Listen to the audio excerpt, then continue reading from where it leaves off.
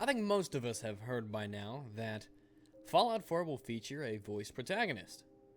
And it seems to look pretty good. I like what I have seen so far. And I think that for the most part in the gaming community, there seems to be a very, very positive, very strongly positive reaction whenever a protagonist which has previously been silent is now voiced. Indeed, it's very good for a number of reasons. Namely, it makes your character feel like they're an actual character in the game. They feel real. It gives them a sense of believability. It lets you connect with them. It gives you the impression that the character you are controlling is indeed a human being. It gives that character, even though they're just a bunch of pixels on a screen, it gives them a sense of humanity to them. It makes them feel like they're really in a world. And that's good. Sometimes. Yeah, sometimes. As in, it's not always good. I think that there are scenarios and circumstances in different games and with different player-controlled characters where a silent protagonist is preferable. Or at least, it has advantages to it. We all like to hear our characters talking. At least I think most of us like it when our characters talk. When we can actually hear our character give our input in his voice. It's like it makes the character we're controlling an extension of ourselves. And ultimately, isn't that the goal of controlling a player, especially in a role-playing game? That the character on the screen is an extension of yourself? But there are aspects beyond the technical level being the time and effort, the money it takes to voice all these characters. You have to have a writer to write all the lines. You have to have a speaker to speak all the lines and do it professionally and record it with professional equipment in a professional studio. It takes time, it takes work, it takes effort, especially on the scale of what we're looking at here. This is especially true in Fallout, in Skyrim, when your character does a lot of stuff and would speak a lot of lines. There's a lot of input dialogue-wise from your character. So with all the positive aspects of being able to hear your character speak in the game, what are some of the negatives of it? Well, one of the obvious negatives of having a voiced protagonist as compared to a silent one is because it takes all that technical work, all that effort, all that time, all that money to create a fully voiced character. When your character is only speaking through selectable text, it allows for the developers of the game to give you more options in terms of what you can say, what you can do, and what the effects of those things are. If instead of having 4 options where your character would actually say something, you could have 5, 6, 7, 8, even more. And more opportunities to offer your vocal input if it's just textual. A good example is Divinity: Original Sin, in which your character doesn't really say anything in the quest itself except some banter here or there. Almost all of the speaking your character does is done through text, and as a result, it's a lot cheaper and it's a lot more practical for the creators of that game, Larian Studios, to give you an unprecedented amount of options in terms of what you can do and how you can interact with other NPCs and with other players, in your party especially. In the original Dragon Age Origins, you played a very silent protagonist. You never spoke a word. The only things that you said was it was done in text. You had a menu, just like Fallouts of old, like Skyrims of old, of different things you could say. You'd click the option, and it would just happen. That is what your character said. And whoever you're talking to, they would respond to it. Now, the next game, Dragon Age 2, which was okay, it was an okay game, definitely not a worthy successor of Dragon Age Origins, but your protagonist, Hawk, he or she could speak, and you would have a much more limited amount of vocal input because since all the lines had to be spoken, they couldn't have as much stuff as the original game before that, because that was just text. Now they had to have somebody actually say all the lines. Now, an argument can be made that there is a difference in the storytelling that they wanted to give in Dragon Age 2 compared to the first one. The first one was all about you having all these things you could do. There was a lot more branching storyline paths. As such, there was a lot more role-playing that was involved in the actual game itself. In the second game, you played as one guy in one city, and you had a lot more narrow of a path to take within that story, and as such, it was easy for them to have that be voiced. But back to the original point as I was making, I have a habit of getting sidetracked as I record these. A silent protagonist is like the metaphorical tabula rasa, the blank slate. The character that you create yourself isn't designed to be anything other than what you design him or her to be. Who is the Dragonborn supposed to be? That's up to you. Who is the Lone Wanderer supposed to be? Who is the Courier supposed to be? Notice I have a Bethesda theme going. It's simply easier for a company if they want to create this blank slate character that you are supposed to fill out in all of his or her entirety, if that character doesn't have to be voiced by an actual actor. They can just write all the lines for it and give you all the options that go along with that, and you're the one who decides which one, and you carry through with that adventure, that journey, that quest, that gameplay on your own. Yeah, a lot of the times I wish my Divinity Original Sin character could speak.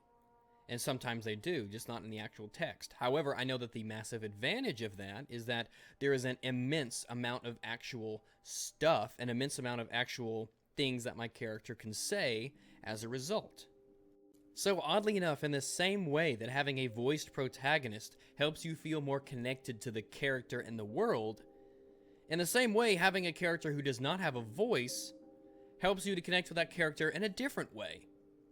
For me, at least, when I don't hear my character speak, I feel as if it's almost like I have to speak for him. Whenever something happens in the world, I often find myself commenting in ways that my character could not. I'll make snarky remarks about the way people walk or behave. If I kill bandits, I'll make fun of the bandits.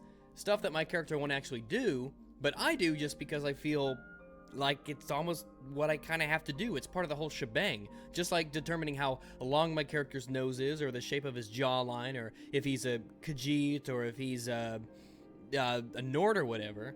In the same way, do I feel as if it's my job to determine what my character says, even if it is just to myself. I feel that impetus. I feel that it is just another way for me to make that character myself, or to make myself that character. So let me go ahead and open the door to a different scenario of how a character can be portrayed. And this is evident in The Witcher 3 and the character Geralt of Rivia. The character Geralt of Rivia is obviously the protagonist of the Witcher series by CD Projekt Red. And Geralt of Rivia is often called a poor protagonist by people because of the way he speaks and behaves. Not because of how well he does these things, but because of how immensely neutral of a character Geralt is. Geralt shows almost no emotion, ever. He is almost like just walking body.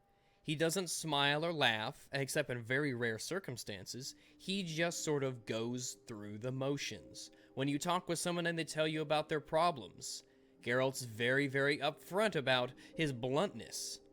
Okay, what do you want? So, how much will you pay me? I did what you asked me to do. Who are you? Is there any reason I should care? Geralt of Rivia does not behave like this because he is a poorly written character. Geralt of Rivia behaves in this way because he is a character who is meant for you to fill the shoes of. He is meant to be a character that we do not rely upon to show us how we are supposed to feel. Geralt doesn't tell you how to feel. Geralt doesn't tell you what to do. Geralt doesn't really steer you towards one thing or another. Geralt himself as a character is there for you to take the reins of.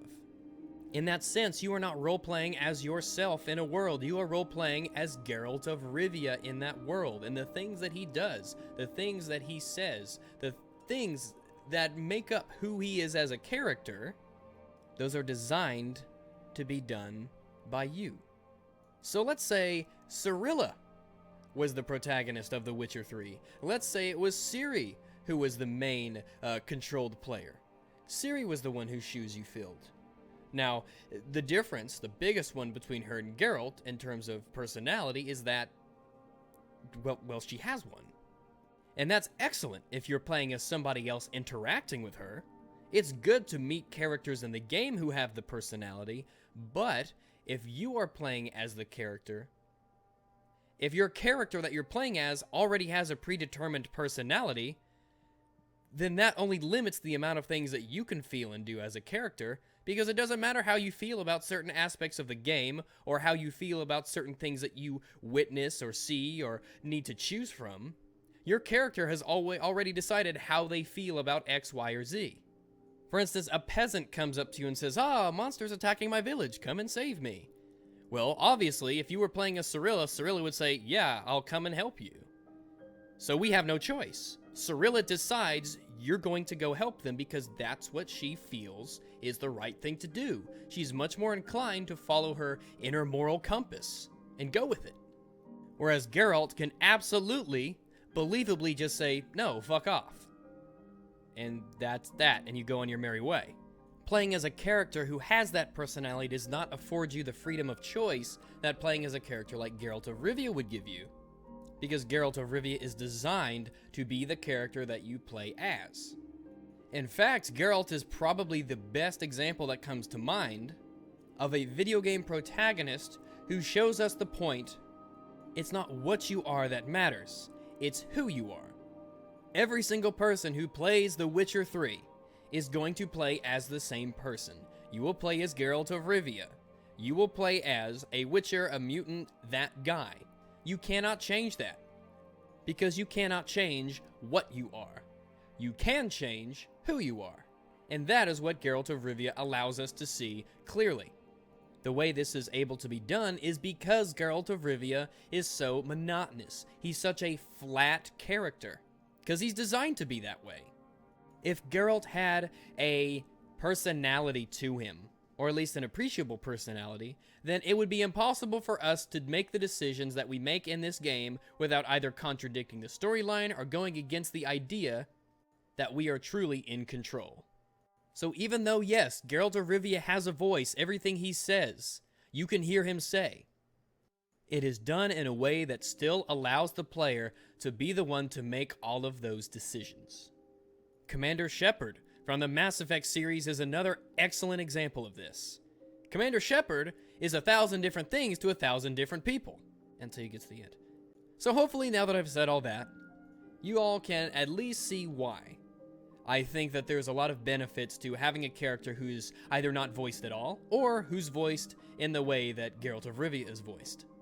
One thing, though, that isn't cool is when you have a character and you cannot make any choices, where the game makes all the choices for you, like a Call of Duty game or something like that. It is definitely not cool at all to have a character who's just a walking hunk of meat, some nobody, who has no personality, who has no conviction, who doesn't have any sort of character to them. If we can't control the choices that the character makes, that basically makes that character not us, but someone that we watch and who we play as, occasionally. Characters like that, I never connect with. I've never connected with a Call of Duty protagonist, because they don't do anything that's human. They're just Soldier A who holds Gun B as I shoot Russian C. Call of Duty protagonists, and the protagonists of similar games to those with similarly uninteresting characters, are they really me? Because I never feel like that soldier is me. I don't feel like, yeah, that's you, and you're being somebody in this world. Like, no, I'm just controlling him. And I'm making him do the things he's supposed to be doing.